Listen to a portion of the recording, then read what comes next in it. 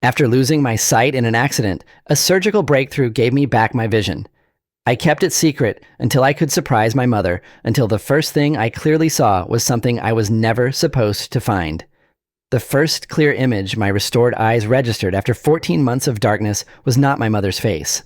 It was a photograph on her bedside table of a man I'd never met, standing beside her at what appeared to be a beach, both of them laughing in the specific, unguarded way of people who don't know they're being photographed. And his arm was around her waist in a way that was not ambiguous and not casual. I stood in the doorway of her bedroom in the quiet house I'd grown up in, wearing the dark glasses I'd been using to hide the fact that I could see again, and I thought, I came here to surprise her. I thought I was ready for anything. I was wrong about that. The photograph was in a silver frame, angled toward her pillow. The man in it was not my father. My father had been dead for 3 years. The beach looked like somewhere warm, somewhere deliberate, somewhere you go with someone you don't want other people to know about. I stood in that doorway for what felt like a long time. The house was empty. My mother wasn't home yet. I had 30 minutes before she was supposed to arrive for the surprise I'd been planning for 8 weeks. Albert, I had 30 minutes and a restored pair of eyes and a photograph that was asking a question I hadn't known I needed to answer. I'd lost my sight 14 months earlier in an accident so ordinary it still embarrassed me when I described it. Not a dramatic collision or a workplace catastrophe, a kitchen accident, cooking in my apartment at 7:15 p.m. on a Wednesday, a pressure cooker seal failure that sent steam and metal fragments in directions physics hadn't consulted me about. When the fragment that hit my right eye destroyed it beyond surgical salvage. The blast trauma from the pressure wave did something more complicated to my left eye. A retinal detachment followed by secondary scarring that left me with light perception only. The vague sense that brightness existed somewhere in the world without any of its shape or detail. I was 31 years old, and I went from full vision to functional blindness in under 2 seconds. My name is Callum Ferris. I'd been a graphic designer for 6 years, which is the kind of occupation that makes the loss of sight feel particularly cruel in ways that people feel they shouldn't say out loud, but that are true anyway. Your entire professional vocabulary, your livelihood, the specific way you saw and organized the world, gone in the time it takes to inhale. I spent the first month in medical facilities, the second month at my mother's house, the 12 months after that in my apartment in Portland. Learning a different way of existing with the help of a mobility specialist named Gloria Ayamidi, who had 17 years of experience in low vision rehabilitation and who was quietly the most practically useful person I'd ever met. My mother, Fiona Ferris, was 62, a retired secondary school art teacher who had raised me largely alone after my father, Alistair, died from pancreatic cancer 3 years before the accident. She was one of those people whose warmth is structural rather than performed. It wasn't a thing she turned on for company. It was just the quality of how she moved through the world, asking about people she'd met once years ago, remembering names and details, the kind of person who made other people feel genuinely seen in a way that took no evident effort. She had been, since my accident, relentlessly present. Calls every morning. It visits twice a month despite the 4-hour drive from her house in Ash Grove to my apartment in Portland. Care packages of food I could easily prepare, and audiobooks she'd researched carefully, and things I hadn't asked for but needed. She never treated me as fragile. She never treated the blindness as something to talk around.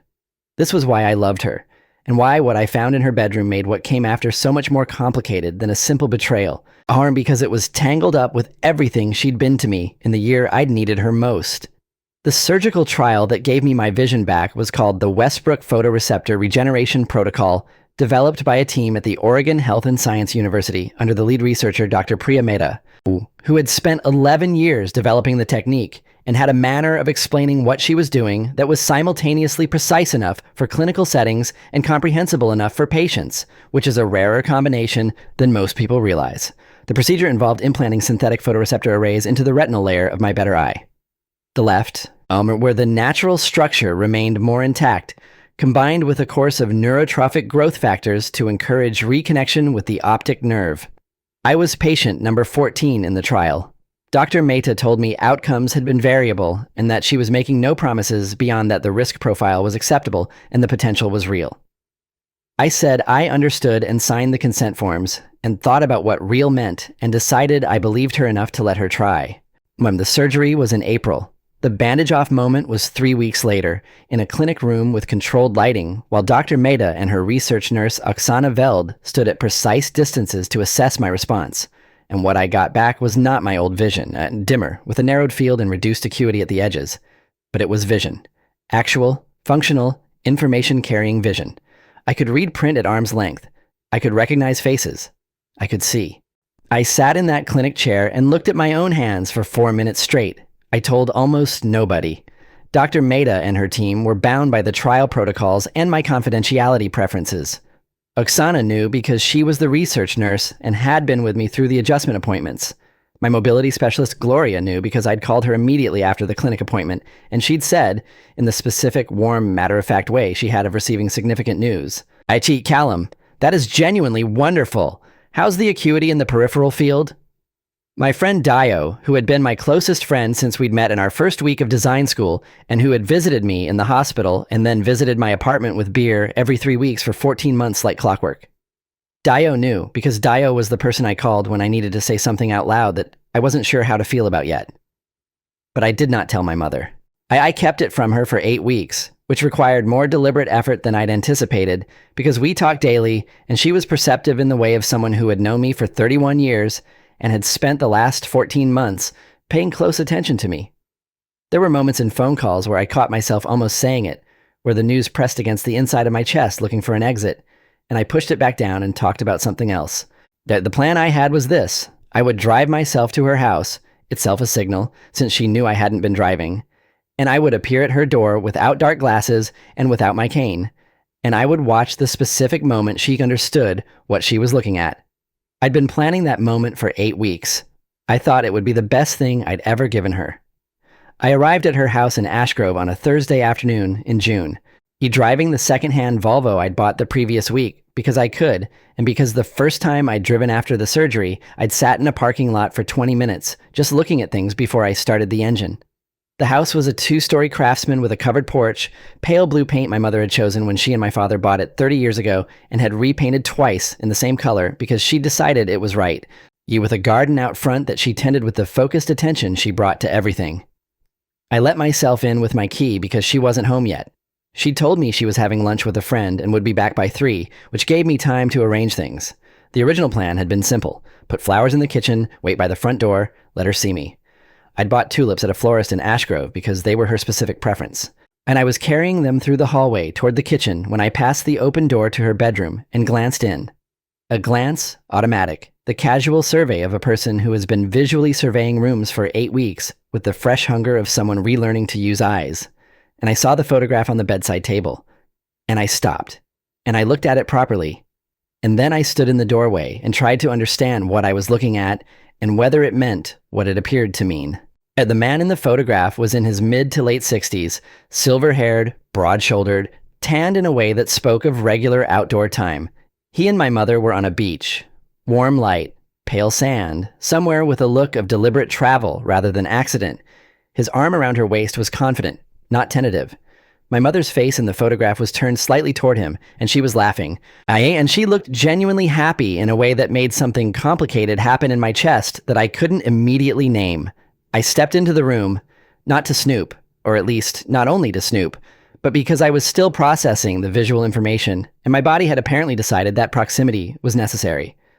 The photograph was in a silver frame I recognized as one that used to hold a photo of my parents together from their anniversary trip to Portugal. And that photo was no longer in the frame.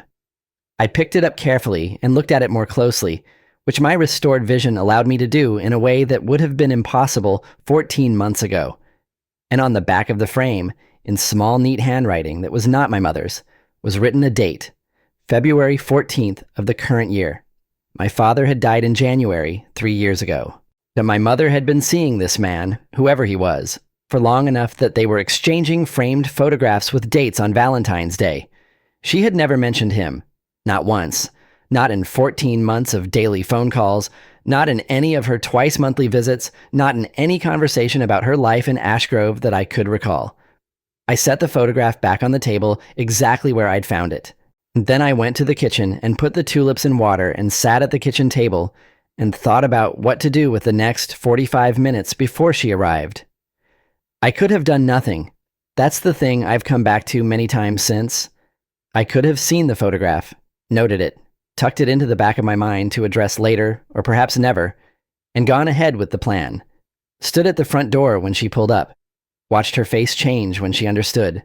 Had the moment I'd been building toward for 8 weeks. The photograph didn't have to interrupt that. What interrupted it was what I found when I stood up from the kitchen table and walked back through the hall toward the living room and noticed, with my new and hungry eyes, that the small roll-top desk in the corner of the living room, a piece of furniture that had been in that corner since I was a child, that held my mother's household files and correspondence and the accumulated paper record of a life well organized, was open, and that several files were sitting on its surface in a stack that suggested recent activity. I don't know what made me cross the room. Some combination of the photograph still processing in my mind and the professional habit of someone who has always been interested in the visual organization of information, and something that might simply be described as the instinct that arrives when context has already made you alert. I picked up the top file. It was a financial statement. I read the heading. The account was not in my mother's name alone. It was jointly held, Fiona Ferris and Gordon Strachan. The balance shown in the most recent statement was $340,000. The account had been opened 16 months ago, 2 months after my father had died, and 1 month after my accident. I sat down on the sofa with the file in my hands and a very specific kind of cold working through me that I recognized from the first hours after the accident. Not panic, but its precise opposite, the absolute stillness that arrives when something is so wrong that panic would be an inadequate response. 16 months ago, 1 month after my accident, which meant that while I was in the hospital, while I was in the first terrible weeks of understanding what I'd lost and what my life was going to become, my mother had been opening a joint financial account with a man I didn't know existed. I turned to the next statement in the file. And the next. The account had received regular transfers, $12,000 monthly, consistent, each one from an account listed under the name Gordon Strachan. The deposits went back 16 months and totaled $192,000. Wait, there were also 2 larger lump sum deposits, one for $40,000 13 months ago, and one for $30,000 9 months ago. That second deposit landed in the same week that my mother had come to Portland for what she described as a visit to assess how I was managing independently. I had been touched at the time by what felt like maternal vigilance. I was sitting with a different interpretation now. I set the file down on the desk and looked at my hands for a moment the way I had in the clinic room the day Dr. Maida removed my bandages, except this time what I was looking for was steadiness, and I wasn't sure I had it. I picked up my phone and called Dio. Dio picked up on the second ring and said, "How'd the surprise go?" And I said, "I need you to help me think through something." And the specific change in my voice communicated enough that he said, "Okay, go." I described the photograph. I described the joint account. I described the deposit history and the dates, and the fact that none of it had been mentioned to me in 14 months of daily phone calls. Dio was quiet for a few seconds, in the way he was quiet when he was actually thinking rather than just pausing. Then he said, "What's the name?" I told him, "Gordon Strachan." He said, "That's a very searchable name. Hold on." I heard keyboard sounds. He said, "Callum, Gordon Strachan, Ash Grove, Oregon. He's got a LinkedIn. He's a financial consultant, 64 years old. Photo matches a silver-haired guy." He paused. "He's also got a company registered with the Oregon Secretary of State called Strachan Capital Advisory, LLC, registered 2 years ago." I said, "2 years ago." Dio said, "Yeah, almost exactly. Which would be 6 months before my father died," I said. Dio didn't say anything for a moment. Then he said, "What do you want to do?" I looked at the desk with its open files. At the carefully maintained house I'd grown up in, at the tulips I'd put in water an hour ago. I said, "I need to know who he is before she gets home. I need 20 minutes. Dio said, "I'll keep looking. Call you back." He called back in 15 minutes with more than I'd asked for and more than I'd wanted. Gordon Strachan had indeed operated Strachan Capital Advisory, LLC for just over 2 years. He had a professional website that was competent and vague in equal measure, listing services in wealth management, estate planning, and legacy asset development, none of which were illegal to offer, and all of which were terms that required specific licensing to operate professionally. Dio had checked the Oregon Division of Financial Regulations public database. Gordon Strechan did not appear as a registered investment advisor in Oregon. He had no FINRA registration. His company's registered agent was a mail forwarding service in Eugene.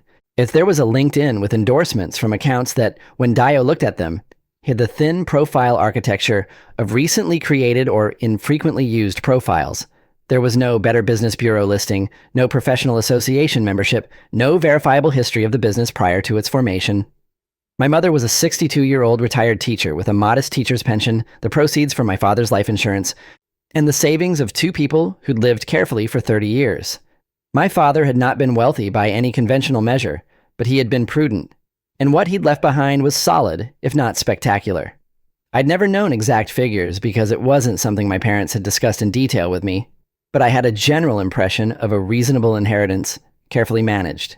The joint account with $340,000 in it and 16 months of $12,000 monthly deposits was not how money left by a careful retired teacher looked. It was how money managed by someone else looked after being moved somewhere convenient.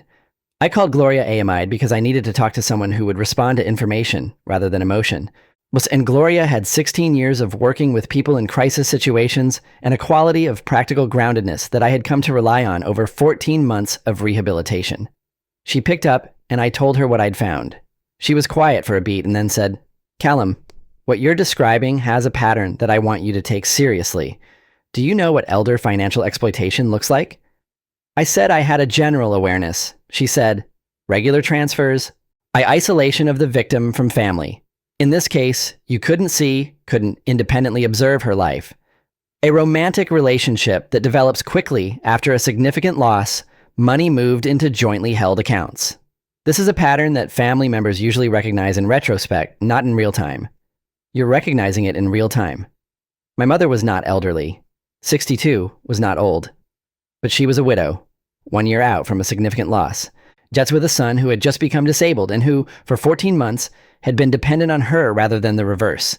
She had been vulnerable in specific and compounding ways that someone paying attention to vulnerability would have noticed. I said, "How do I find out what's actually happened to her money without tipping her off that I know anything?" Gloria said, "You don't do that alone. You need someone with investigative authority. Do you know anyone?" I thought for a moment, but I said, "I know where to start. The Adult Protective Services intake line for Benton County connected me to a caseworker named Fernanda Obi, who had 11 years in adult protective services and a manner of receiving difficult information that was clinical in the best possible sense. Not cold, but organized, professional, creating space for the information to be placed somewhere useful." I explained what I'd found, walking her through the timeline, the account details, and the registration information Dio had pulled. She asked several precise, clarifying questions. Was my mother cognitively intact to my knowledge? Yes. Had I observed any behavioral changes in her over the relevant period? I explained that I'd been functionally blind for the past 14 months and had been limited to phone contact, which was itself a variable she found significant. She said, "The combination of factors you're describing, recent bereavement, family member with disability limiting observation, romantic relationship developing quickly, money moved into joint accounts held with an unregistered financial operator. This meets the threshold for a formal inquiry. I'm going to flag this for our Financial Exploitation Investigation Unit today. I need to ask you, is your mother currently home?" I looked at the clock. It was 2:47 p.m. She was due back at 3. I said, "She'll be home in about 15 minutes. Fernanda said, "I want you to have this reference number. Don't confront him or her before we've had a chance to speak with her independently. If he's present when she returns, note that and call this number." She gave me the reference number. I wrote it in my phone. I sat in the living room of my mother's house with my restored vision and the tulips in the kitchen and the file I'd closed but hadn't put away, and I waited. When my mother came through the front door at 3:04 p.m., she had her bag over one shoulder and a grocery sack in the other hand and was looking down at her keys when she came in, so she didn't immediately see me standing in the living room. I watched her for 2 or 3 seconds. Her gray-streaked hair, the familiar set of her shoulders, the deliberate way she moved through a space she knew by heart. And I felt the specific grief of watching a person you love under circumstances that have changed the quality of your attention. And then she looked up and saw me, and the expression on her face went through several things in rapid sequence: confusion, recognition, and then something that took me a moment to name because I hadn't been watching faces for 14 months and I was still recalibrating. What it was, I eventually understood was something between astonishment and alarm, not just the astonishment of seeing her blind son standing in her living room without a cane or dark glasses. Something else beneath it. Something that knew this moment had arrived with more information than she'd expected. "Callum," she said. Her voice was steady. She set the grocery bag down. "You can see," I said. 3 weeks. I kept it quiet because I wanted to surprise you." She crossed the room and put her arms around me and held on, and I held on too. And I thought about the photograph in the silver frame and the account statements on the desk and what a complicated thing it was to love someone and also need the truth from them. We sat at the kitchen table. She looked at the tulips without commenting on them. I asked her how long she'd known Gordon Strachan. Yet the question landed in a way she hadn't been braced for. I watched her face receive it. Watched the calculation that moved across it briefly before she composed it into something more controlled. She said, "How did you find out about Gordon?" I said I'd seen the photograph in her room and the files on the desk and that I'd looked at the account statements. She was quiet for a moment. Then she said, "Callum, it's complicated." I said, "I know." And I called Adult Protective Services this afternoon. Whatever she'd been preparing to say, that wasn't what she expected. Her face went still in a different way. Not guarded, but something more like someone who's been waiting for a weight to be lifted and doesn't quite believe it's happening. She looked at her hands. Then she said very quietly, "I think I've made a terrible mistake."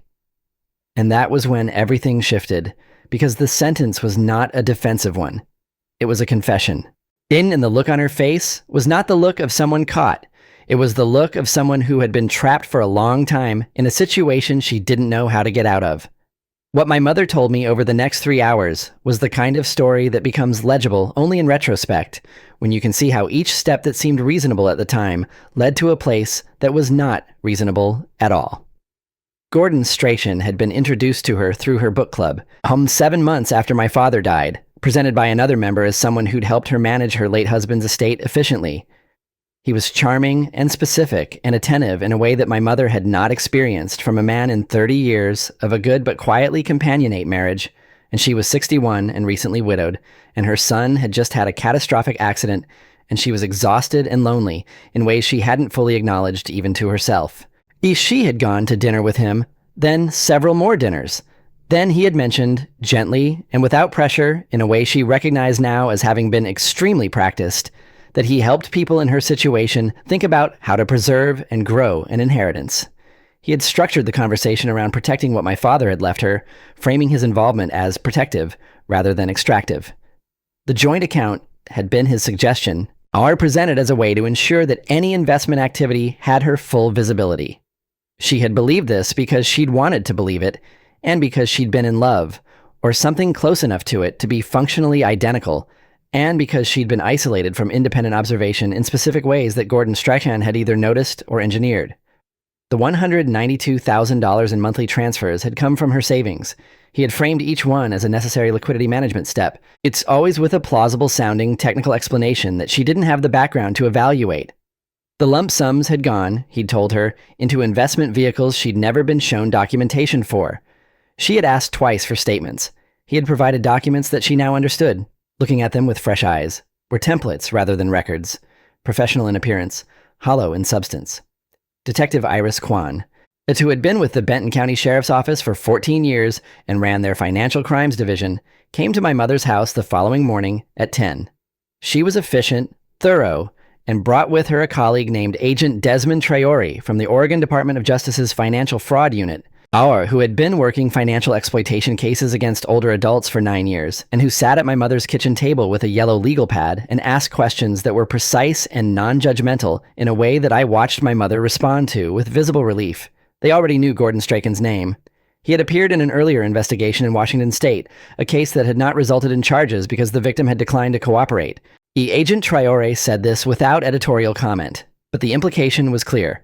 My mother was not the first.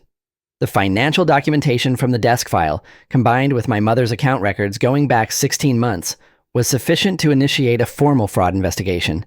A subpoena for Gordon Strachan's business and personal financial records was filed the same week.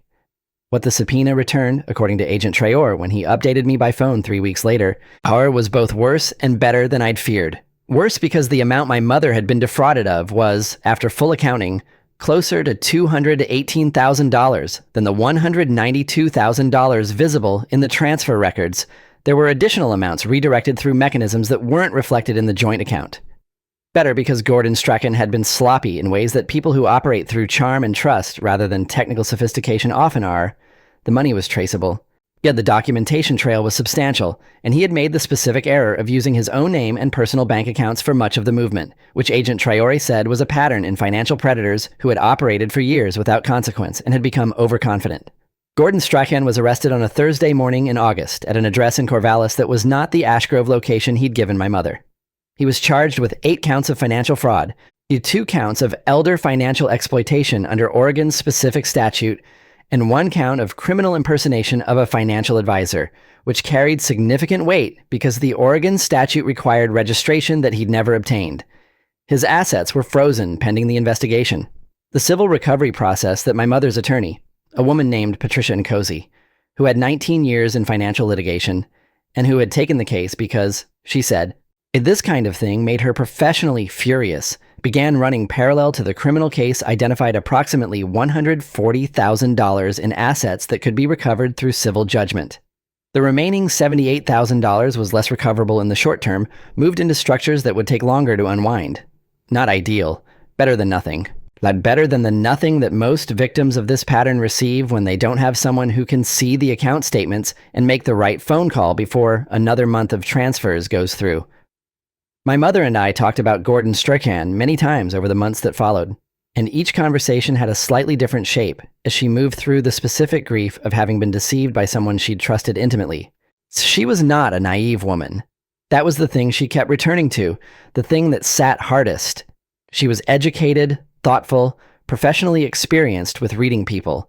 She had spent 30 years in a classroom assessing honesty and pretense in teenagers, which is a sophisticated skill set. And she had still missed it because he had deployed the specific vulnerabilities she had: recent loss, isolation, a beloved child in crisis, with a precision that made her feel, in retrospect, less like a victim of crime and more like a project that had been studied. This distinction mattered to her, and I understood why. Dr. Lydia Nakamura, a therapist specializing in financial trauma and elder financial exploitation who had 15 years of clinical practice and had worked with the Benton County Adult Protective Services Unit on several cases, became my mother's primary support through this period. Dr. Nakamura helped her locate the specific dynamic within the broader pattern, the way that financial predators identify and study their targets before approaching, the way that romantic exploitation and financial exploitation are often not separate operations, but a single one with 2 livers. My mother found this framing useful, not comforting exactly, but accurate in a way that began to reattribute responsibility in the direction it actually belonged. The recovery was not linear. There were weeks when my mother was primarily angry at Gordon Strachan, but also at herself, and occasionally at me, for finding out, for acting on it, for the fact that the entire thing had been visible only because I'd gotten my vision back and walked into her house unannounced. I understood this. I didn't take it personally, or I tried not to, because I understood that being saved from something is not always experienced as purely welcome, especially when the saving requires that the person you love knows how thoroughly you were fooled. There were other weeks when she was mostly sad, sitting with the specific loss of what she thought she'd had. Not just the money, but the relationship, the version of her life that had felt like something hopeful taking shape after a hard period. She missed what she'd believed Gordon Strachan to be, which is different from missing what he actually was. But grief doesn't always distinguish between those categories. I sat with her through the anger weeks and the sad weeks and the weeks when she was mostly practical, focused on the legal proceedings, asking Patricia Nkosi pointed questions about the civil recovery timeline. My mother had always been someone who organized difficulty into tasks when she could. I was grateful for that quality of hers on the weeks when it was available. The criminal trial began the following spring. I was present for the sentencing hearing, sitting beside my mother in a courtroom in Corvallis while the judge reviewed the case. Gordon Strachan's attorney had argued for leniency on the grounds of his client's age. He was 64, no prior convictions, clean public record up to this point. The prosecuting attorney, a man named Aubrey Ossie, who had been with the Benton County DA's office for 12 years and who had a gift for presenting complex financial evidence in language that made juries and judges understand not just the mechanics, but the human cost laid out what that clean public record actually represented. A Washington state victim who had chosen not to pursue charges, and possibly additional victims who had not come forward. What he presented the evidence of planning, the timing of Strahan's approach relative to my father's death, the systematic documentation of my mother's financial situation that had been found on Strahan's laptop, the communications showing he had known about my accident and factored it into his approach as a variable that would limit independent oversight. The judge sentenced Gordon Strahan to 7 years with a minimum of 4 before parole eligibility, plus full restitution as a condition of any early release consideration. He received this standing at a table 15 feet from where my mother sat, and he did not look at her once, not once, which told you everything you needed to know about the nature of what he'd felt for her. I drove my mother home from the courthouse that afternoon. The drive was about an hour, and we talked for most of it, not about Gordon Strachan, not about the trial, but about my restored vision. About the design work I'd returned to 3 months after the surgery, about a project I was working on that involved creating accessible visual communication materials for low vision users, which was not a direction I'd anticipated my career taking, and which turned out to suit me in ways I was still discovering. My mother asked good questions the way she always had. At one point she said, "The tulips were still on the table when you left that day, and I didn't touch them for a week." I said, "I noticed you left them." She said, "I kept thinking that you drove 4 hours to surprise me, and the first thing you saw when you walked into my house was evidence that I'd been keeping something from you for over a year." I said, "The first thing I saw was your garden. It looked good." She made a sound that was partly a laugh and partly something else. And then she said, "I'm glad you could see it." I thought about standing in her doorway 14 months after the accident with my new and hungry eyes picking up everything they could find. The photograph, the files, the specific quality of light in a room where the curtains were the same ones that had been there my whole life. I thought about the plan I'd had for the surprise, and the way the surprise had become something entirely different from what I'd intended, and how the difference had turned out to matter enormously. I said, "I am too." And I meant both things at once, glad to have my vision, and glad to have seen what I'd seen when I did, even with all the difficulty that followed. Some doors, once opened, turn out to have been more necessary than they appeared from the outside. You can be grateful for the seeing even when what you see first is something hard. The alternative, not seeing, not knowing, would have cost far more.